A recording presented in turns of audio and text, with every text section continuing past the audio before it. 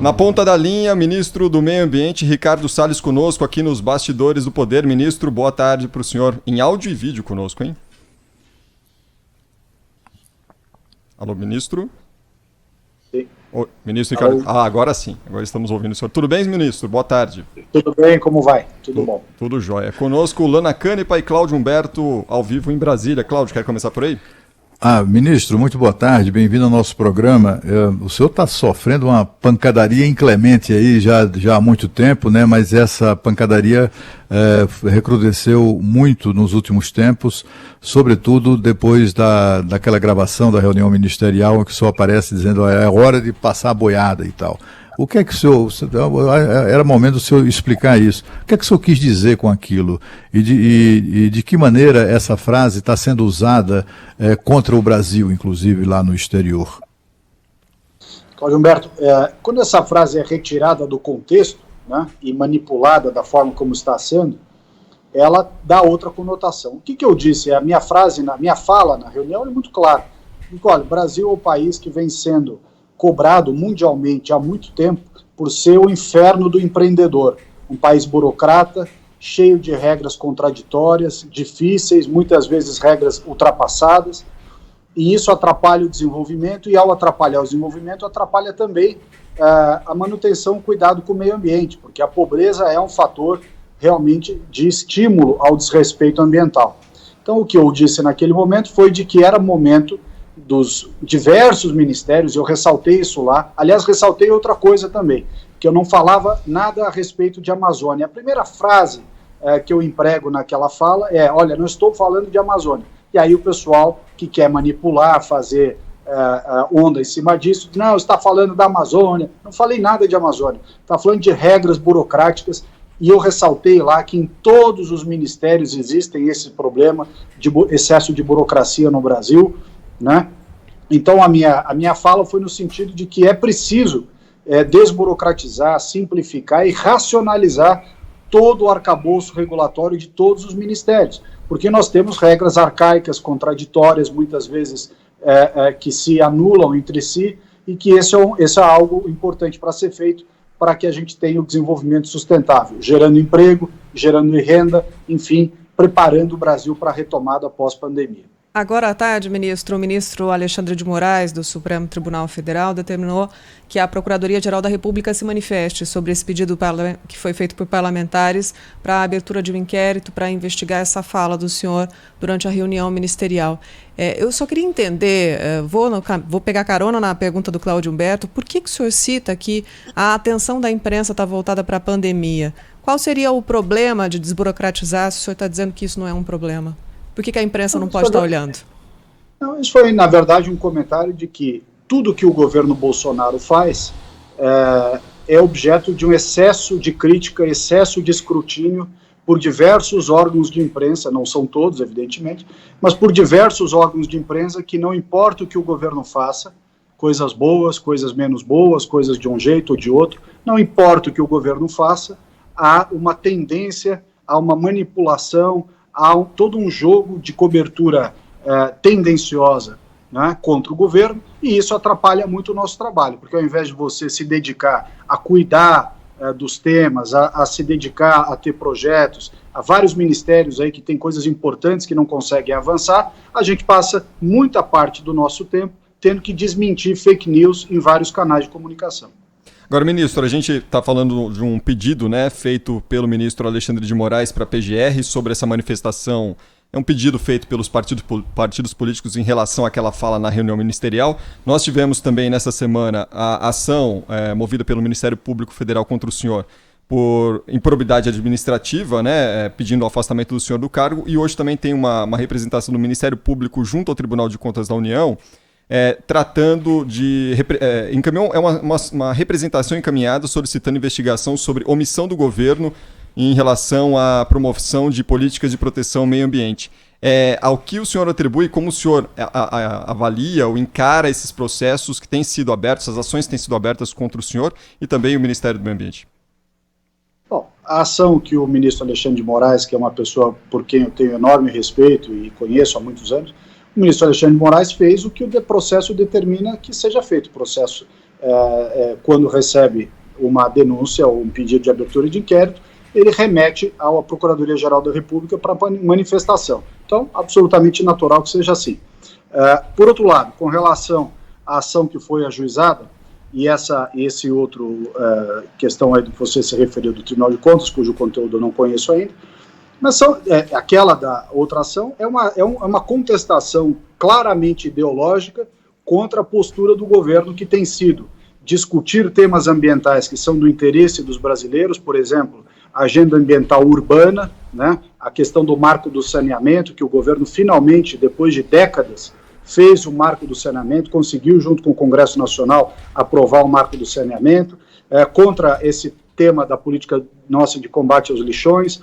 Por outro lado, com relação à Amazônia, nós destacamos desde o início do mandato do presidente Bolsonaro que era necessário haver um desenvolvimento sustentável para que a floresta valha mais em pé do que devastada. Para isso é importante ter a bioeconomia efetivamente funcionando. E para que tenha bioeconomia, você tem que atrair o capital privado para se instalar, né, construir fábricas, gerar emprego na Amazônia, e não simplesmente dar dinheiro para entidades e para pseudo-pesquisas que nunca terminam e não chegam a lugar nenhum. Então tem que usar o recurso para atrair o desenvolvimento através do setor privado, pequenos, médios e grandes empreendedores, que são eles que geram emprego e cuidado. Também o pagamento pelos serviços ambientais. Muitos anos se falou do pagamento pelos serviços ambientais e é finalmente o governo Bolsonaro que faz o programa Floresta Mais, que vai pagar 500 milhões de reais para o produtor que faz as coisas de maneira correta, que cuida da reserva legal, das áreas de preservação permanente. O programa Adote um Parque, para que investidores e empresas no Brasil e no exterior, ou seja, nacionais e estrangeiras, possam adotar, cada uma delas, uma parceria para a manutenção dos 132 parques na Amazônia. Isso foi discutido, inclusive, hoje na reunião comandada pelo presidente Mourão com os investidores estrangeiros. Falamos também da necessidade da regularização fundiária, enquanto medida de estabilização jurídica e que permite a atribuição de responsabilidade por atos de transgressão da lei. Ou seja, para você combater o desmatamento ilegal, você tem que saber quem é que está praticando, de quem é aquele território, quem é que responde por ele. Importante também o zoneamento econômico-ecológico, que é uma espécie de planejamento territorial da Amazônia. Isso foi algo que foi negligenciado também por muitos anos. Ou seja, há uma série de tópicos e que também incluem a parte de comando e controle, ou seja, a operação de garantia da lei e da ordem, que o presidente Mourão tem acompanhado e coordenado junto ao ministro da Defesa de maneira muito eficiente. Então, essas são questões importantes e essas discussões precisam ser travadas e vinham sendo postergadas no Brasil. O presidente Bolsonaro teve o mérito de encarar essas discussões de frente, trazer esses temas ao debate e abrir a possibilidade de que todas as partes envolvidas apresentem os seus argumentos. Não será jogando essa discussão para baixo do tapete que a gente vai avançar. O Brasil precisa debater, afinal de contas, qual é o nosso planejamento para a Amazônia, como nós vamos cuidar dos 20 e poucos milhões de brasileiros que vivem naquela região e que foram deixados para trás por governos passados. Não se preocuparem em cuidar das pessoas. É a região mais rica do Brasil, com o pior índice de desenvolvimento humano. Então é preciso olhar para as pessoas, olhar para o desenvolvimento sustentável e ter elementos, ter instrumentos que façam com que a floresta em pé valha mais do que a floresta devastada. Ministro, o senhor teme que... O senhor citou a reunião de hoje de manhã com investidores de fundos importantes internacionais. O senhor teme que o Brasil perca economicamente e perca o respeito internacional por conta dos números de queimadas? O INPE aponta um aumento de 20% com relação ao ano passado, mas isso é um indicativo de que o desmatamento da Amazônia pode aumentar este ano. O senhor tem esse receio? Olha, o presidente Mourão, o presidente Bolsonaro e várias autoridades do governo já têm dito da necessidade que nós temos de informar melhor, né? Para isso, a Apex está atuando em termos de ter uma estrutura de disseminação de informações. Nós, por outro lado, o presidente Mourão destacou bem a necessidade de mostrar resultado em diminuição do desmatamento e diminuição dos índices de queimada, e junto, portanto, dessas operações de comando e controle, feitas sobretudo pelas Forças Armadas, junto com as agências ambientais e junto com as polícias militares estaduais, que tem um papel importantíssimo nesse trabalho de combate às ilegalidades. Não é possível deixar de lado o papel das polícias militares estaduais. Quando nós temos esse conjunto de coisas, a necessidade de informar melhor, a necessidade de ter ações concretas para mostrar, nós entendemos que esse será um caminho para demonstrar à comunidade internacional que nem tudo que se coloca em relação ao tema ambiental é procedente e nem tudo que é dito lá fora corresponde à realidade aqui dentro. E que nós temos coisas para fazer, sim, é importante discutir esses assuntos e é importante ter o apoio econômico, né? Por exemplo, dos créditos de carbono. O mundo, quando assinou o Acordo de Paris, prometeu 100 bilhões de dólares para os países em desenvolvimento. O Brasil certamente tem direito a uma parcela significativa desse valor, uma vez que tem a maior floresta tropical do mundo, floresta essa, por sua vez, que está 84% preservada em seu estado natural. Então é natural que o Brasil tenha direito a receber parte desses créditos através da venda de créditos de carbono no mercado internacional. Então nós temos sim esses caminhos para percorrer. Pois não, Cláudio? Ministro, é assim, o governo vem perdendo uma guerra da comunicação, isso ficou claro no ano passado, sobretudo, com tantas fake news difundidas mundo afora contra o Brasil e sobre as tais das queimadas, né? Teve fake news até do presidente da França, né? E a gente assim da pior qualidade, umas ONGs estranhas, umas ONGs mentirosas, né? Agora em junho, há um mês atrás, dia 3 de junho, uma ONG norte-americana, Global Forest Watch, fez uma meia-culpa através de uma das suas dirigentes, Micaela Weiss, dizendo que as queimadas de 2019, abre aspas, contribuíram relativamente pouco para a perda total de florestas primárias no Brasil. Quer dizer, depois de essa ONG e tantas outras, né, contribuírem para enxovalhar, né, para acabar com a imagem do Brasil no exterior, aí depois não era bem aquilo não, desculpe lá e tal, agora é tarde, né? Agora, assim, com a política que o senhor adota e do governo Bolsonaro de uma maneira geral, de enfrentar essa gente, eu fico imaginando os interesses que não terão sido contrariados até agora. Tem também aquela turma que estava há décadas, né, ocupando cargos, né, ONGs que há décadas mamavam nas tetas dos recursos públicos, né, e essa turma das boquinhas, como o senhor já se referiu a elas, deve estar indócil, né? Essa turma, como é que o senhor convive com isso? O senhor poderia dar números a isso? Quantas boquinhas, o dinheiro que essa gente levava e não prestava contas? Enfim, coisas dessa natureza que as tornam tão infelizes com a condução da política ambiental do governo Bolsonaro? Olha, Cláudio Humberto, nós temos uma preocupação muito grande em dar a destinação adequada aos recursos que nós temos, quer seja recursos orçamentários, que saem do bolso do contribuinte, ou recursos que vêm por apoio, acordos de cooperação, enfim, ações internacionais. Quer seja um recurso ou outro, é sim papel do Estado fiscalizar, cobrar resultado, saber que aquilo está sendo feito com uma meta específica, né? Essa preocupação o governo tem tido. Toda essa narrativa que se estabeleceu no exterior, inclusive essa que você falou há pouco das queimadas, logo em seguida teve aquelas queimadas na Austrália, muito maiores do que as nossas, queimadas na Califórnia, queimadas mesmo na Europa. Aliás, recentemente teve um artigo da revista Nature dizendo que na Europa vem crescendo muito a perda da biodiversidade, enfim.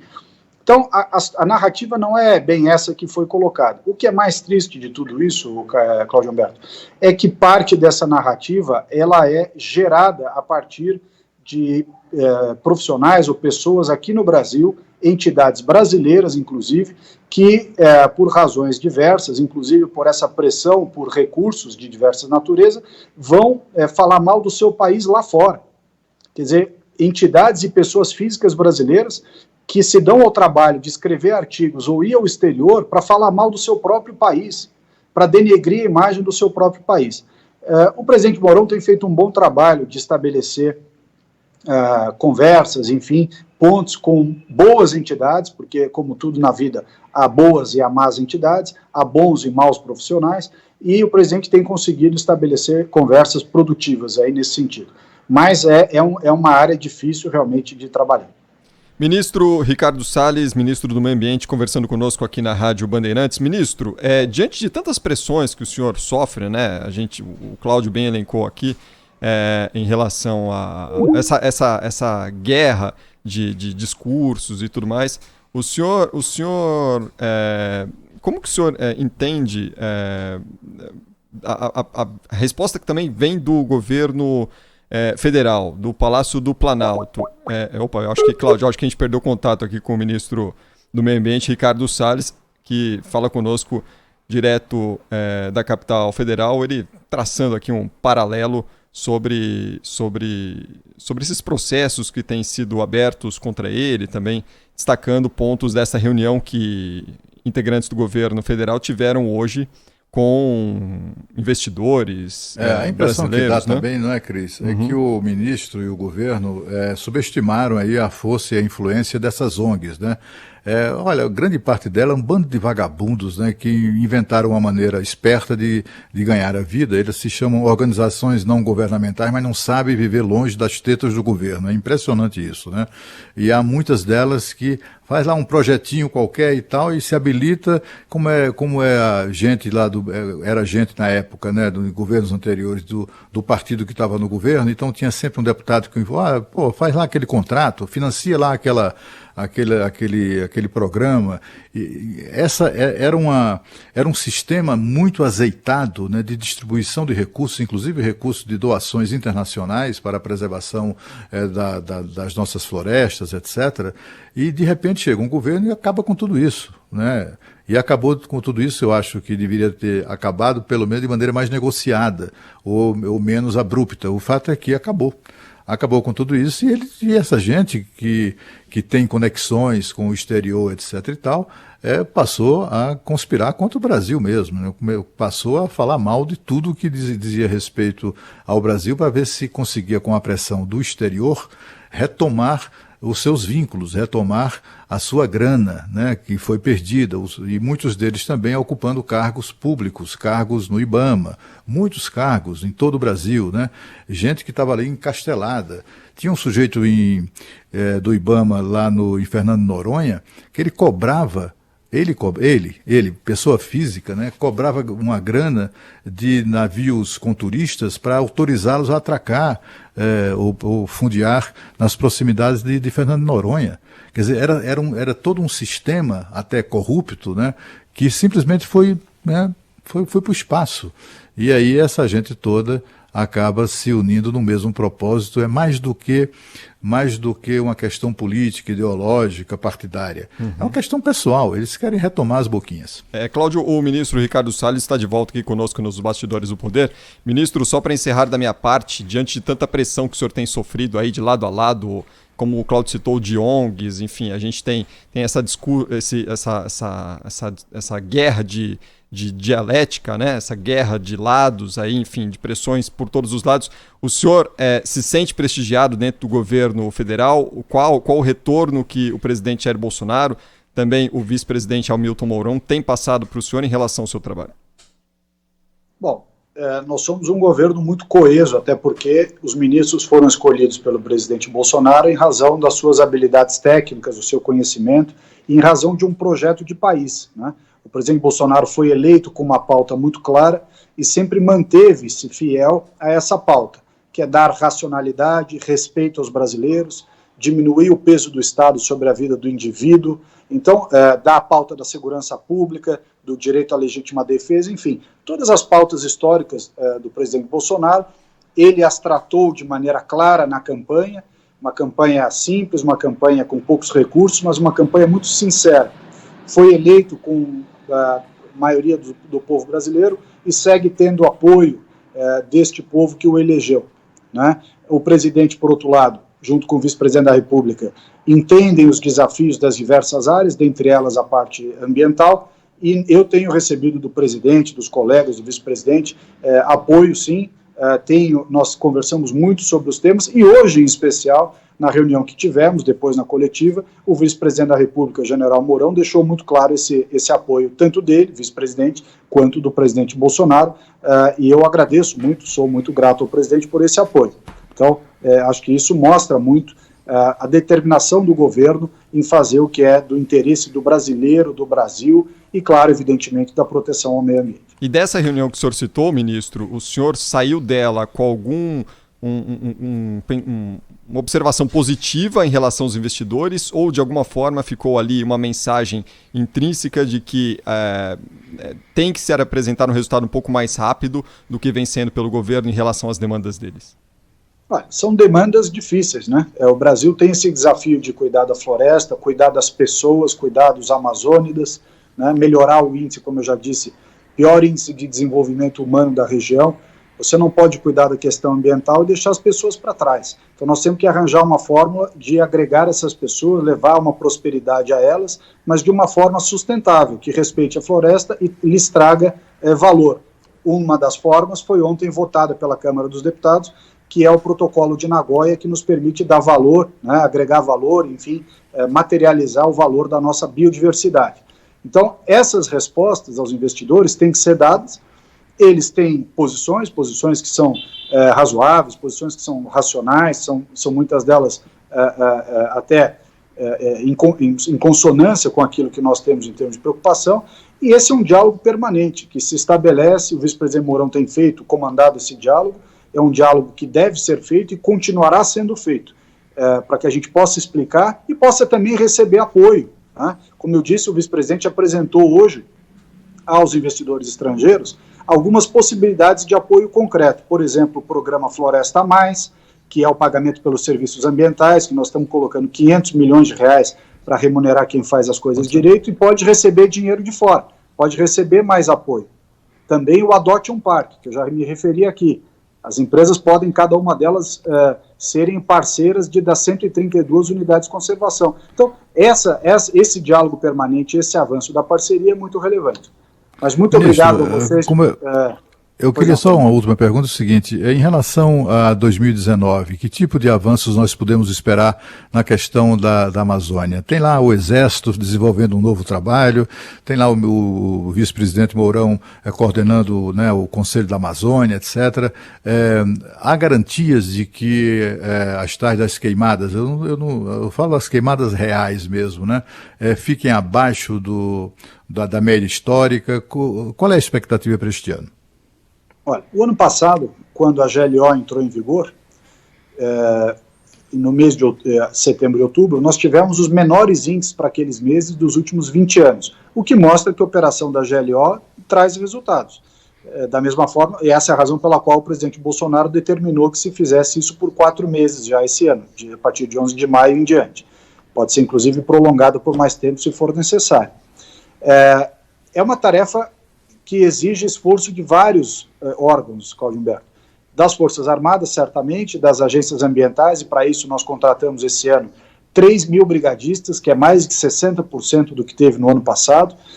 Agora é necessário também que os estados, né, através das suas polícias militares e os seus corpos de bombeiro, participem ativamente dessa operação, porque é uma tarefa árdua, é um território enorme, né? Lembrando que a Amazônia corresponde a 16 países da Europa, são 5 milhões e 100 mil quilômetros quadrados, né, metade dos Estados Unidos, metade do território brasileiro.